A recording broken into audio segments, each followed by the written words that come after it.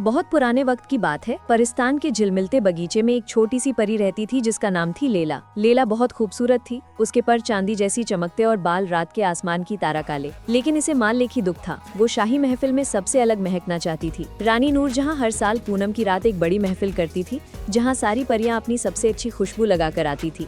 कोई गुलाब लाती, कोई चंदन, कोई फिर मोतिया। लेकिन लेला को कुछ भी पसंद नहीं आता था। मुझे कुछ ऐसा चाहिए जो दुनिया में किसी ना सोचा हो, वो अपने आप से कहती है।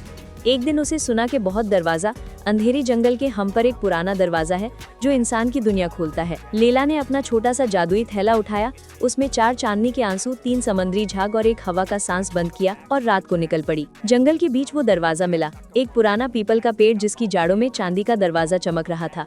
उसे अपना पर हिलाया और दरवाजा खुल गया।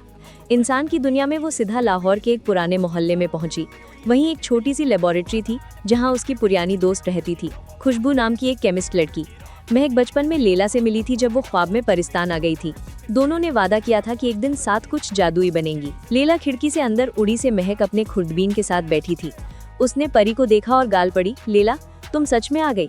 दोनों ने गले लगाया। लेला ने अपना दुख बताया। महक मुस्कुराई, बस इतनी सी बात, चल हम ऐसा परफ्यूम बनाएंगे कि पूनम की रात भी शर्मा जाएगी। उन्होंने काम शुरू किया। पहले महक ने अपने सारे नायाब जरूरी तेल निकले, मेडागास्कर की वनीला, ईरानी जफरान, फ्रांसीसी लवेंडर। फिर लेला ने अपना जादू देखा। उसने अपने से थैले से चांदनी के आंसू निकाले और एक शीशे में डाले। जैसे ही आंसू शीशे में गिरे, वो मोती बन गए और शीशे में चांदी सी रोशन दौड़ गई।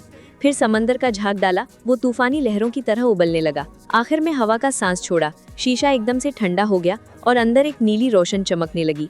महक हैरान थी, अब इसमें कुछ इंसानी एहसास भी डाल देते हैं, उसने कहा। उसे अपनी डायरी से एक पुराना खत फड़का डाला जिसमें उसने पहला प्यार लिखा था, खुशी, गम, इंतजार, सब कुछ। जैसे ही खत शीशे में गया, परफ्यूम ना पहली बार सुन ली। लेकिन परफ्यूम अभी गरीबा नहीं हुआ था। वो दोनों जानती थी कि असल जादू तब होगा जब ये खुशबू देखने वाले के दिल के साथ मिल जाएगी। इसलिए उन्होंने एक आखिरी चीज डाली, एक छोटा सा शीशे का दिल जो लेला ने अपने पैरों के बीच से निकाला।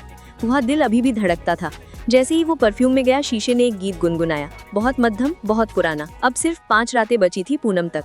हर रात वो दोनों जगते, परफ्यूम को समंदर की लहरों में नहलाते, चांदनी में सुलते और हवा में उड़ने देते।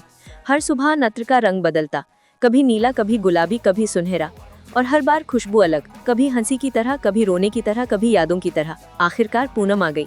लेला ने परफ्यूम की छोटी सी शीशी अपने गले में डाली और परिस्तान लौट आई। महफिल शुरू हुई। रानी नूरजहां अपने सिंहासन पर बैठी थी। एक एक करके सब परियां आईं, कोई मोतिया लगाएं, कोई केवड़ा, कोई अंबर। लेकिन जब लेला आई तो महफिल में सन्नाटा छा गया। जैसे ही इसे अपना पर हिलाया, परफ्यूम ने अपना असल रूप देखा। पहले से चांदनी की खुशबू आई, ठंडी, साफ, जैसी पूनम का घर। फिर समंदर के लहरें, नमकीन, बेचैन। उसके बाद जंगल के फूल खिले, हर फूल एक अलग कहानी सुना रहा था। और आखिर में दिल का धड़कना। हर परी को अपनी जिंदगी की सबसे प्यारी याद आई। किसी को उसका पहला उड़ना, किसी को पहला प्यार, किसी को माँ की गोद। रानी नूरजहां की आंखों में आंसू आ गए। उन्होंने कभी ऐसी खुशबू नहीं सूंघी। वो उठी और लेला के पास आई। ये सिर्फ खुशबू नहीं, ये तो जिंदगी है, उन्होंने कहा। फिर उन्होंने लेला को अपना रॉयल फ्रेग्रेंस मेकर घोषित किया और उसे मालिक सुनहरा कमांधल दिया जिसमें हमेशा चांदनी भरी रहती थी। लेला ने महक के लिए एक शीशी छुपाई थी।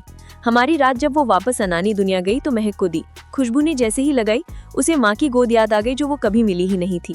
दोनों रो पड़ी और फिर हंसने लगी। आज भी परिस्तान में कहते हैं कि पूनम की रात अगर किसी खुशबू को आप अपने दिल के साथ बदलते सुने तो समझ जाना लेला कहीं पास उड़ रही है और उसकी शीशी में अभी भी थोड़ी सी चांदनी बची है।